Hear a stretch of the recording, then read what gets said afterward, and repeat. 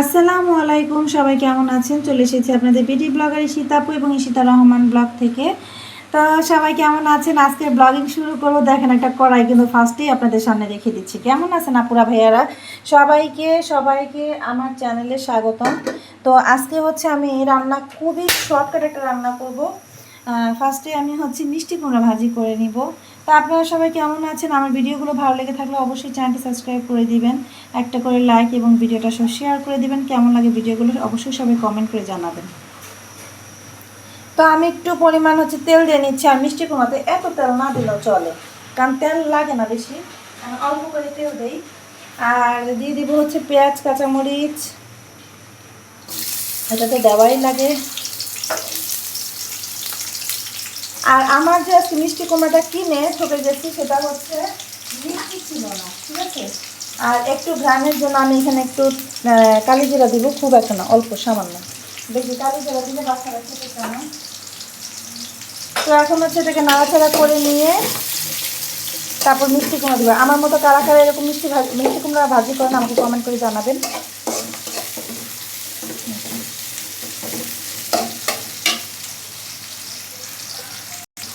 এই কালি জিরাটা দিলে এত সুন্দর সিঙ্গারার মতো একটা ঘ্রাণ আসে।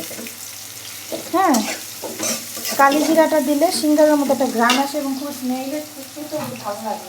তা আমি এই যে মিষ্টি কুমড়া দিয়ে দিচ্ছি, তারপর দিয়ে দেবো লবণ। আর এই মিষ্টি কুমড়াটা একেবারে মিষ্টি না। মিষ্টি কুমড়া যদি মিষ্টি না হয় তা কেমন লাগে? তো সেক্ষেত্রে আমি কী করবো, আমি আপনাদের সাথে সেই টিপসটা একটু শেয়ার করবো আজকে।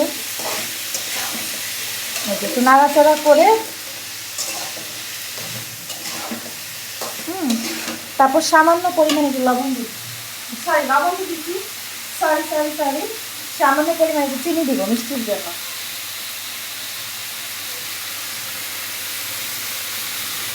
শেষ হয়ে গেল।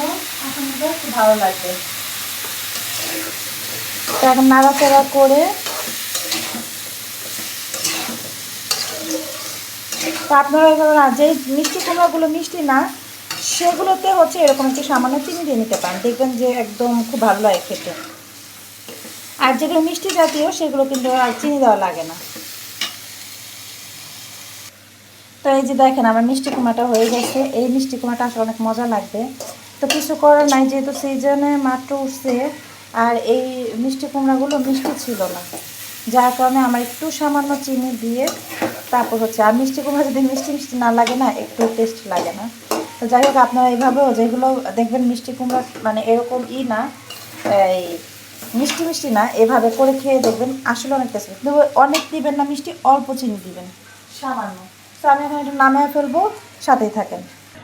এই যে আমার মিষ্টি কুমড়াটা ভাজি করা হয়ে গেছে। কেমন লাগলো সবাই কমেন্ট করে অবশ্যই জানাবেন। তো আরেকটা জিনিস রান্না করব, একটু সাথেই থাকেন। সেটা বলবো না কি রান্না করতেছি, শুধু দেখবেন। তো এই যে আমি হচ্ছে কড়াইটা দিয়ে দিচ্ছি, চুলাটাও জ্বালিয়ে দিলাম। এখন হচ্ছে রান্না শুরু করব, সাথেই থাকেন আপুরা। তো কড়াইটা তো ধোয়া, একটু শুকিয়ে নেক।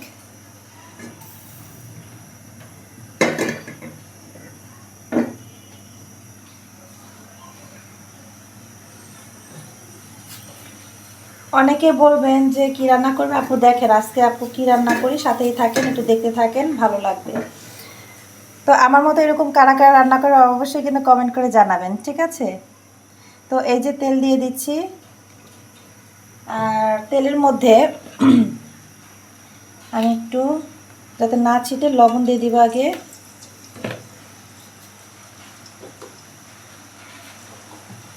সবাইকে আন্দাজ করতে পারতেছেন আপু কী রান্না করব? দেখি, এই হচ্ছে একটু হলুদ দিয়ে দেব।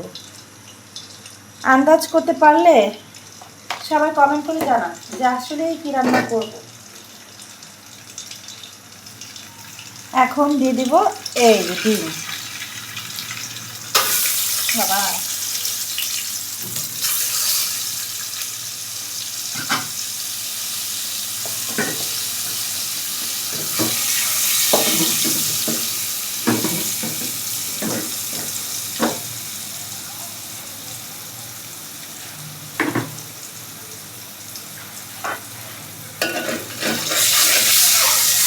এখন একটু নাড়াচাড়া দিয়ে তারপর তুলে ফেলবো এটাকে।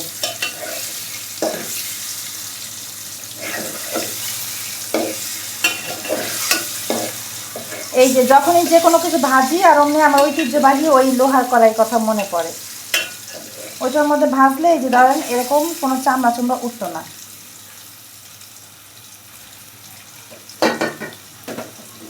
এখন এই যে ডিমটা ভাজা হয়ে গেছে, ডিম ভাজাটা উঠিয়ে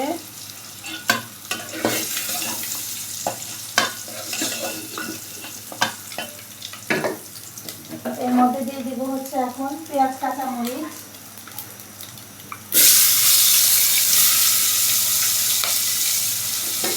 তারপর এটা ভাজা হোক। দেখি আপনারা গেস করতে পারেন কি না, আপনারা কমেন্ট করে জানান। আজকে এই রান্নাটা জাস্ট রান্না করবো, সাথে সাথে বলবো, আপনারা দেখবেন যে কি রান্না করি। হ্যাঁ,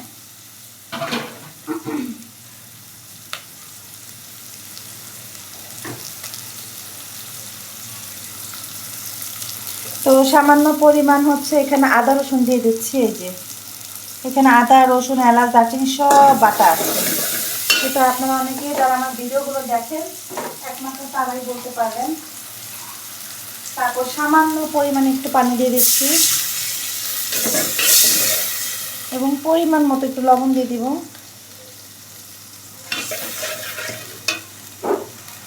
তারপর যেভাবে আবার মশলাটা কষাই ঠিক সেভাবেই হচ্ছে একটু হলুদ মরিচ ধনিয়া দিয়ে দিব। হ্যাঁ, এই যে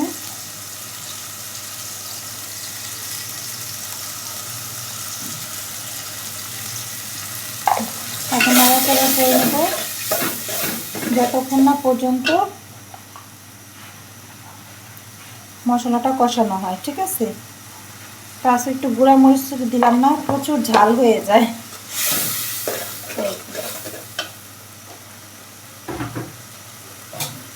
এখন দিয়ে দিব বলেন তো মসুরির ডাল। এখন মনে হয় হয়তো বা আমার আপুরা আন্দাজ করতে পারতেছেন আপু কি দিয়ে কি রান্না করব। এই খাবারটা অনেক মজা হয়, যারা যারা করেন একমাত্র তারাই বলতে পারবেন। তো এই যে আমি হচ্ছে ডালটাকে একটু ভুনা করে তারপর একটু পানি দিয়ে দিব সিদ্ধ হওয়ার জন্য। ডালটা ভুনা হয়ে গেছে, এখন একটু পানি দিয়ে দিচ্ছি পরিমাণ মতো ডালটা সিদ্ধ হয়ে আসার জন্য।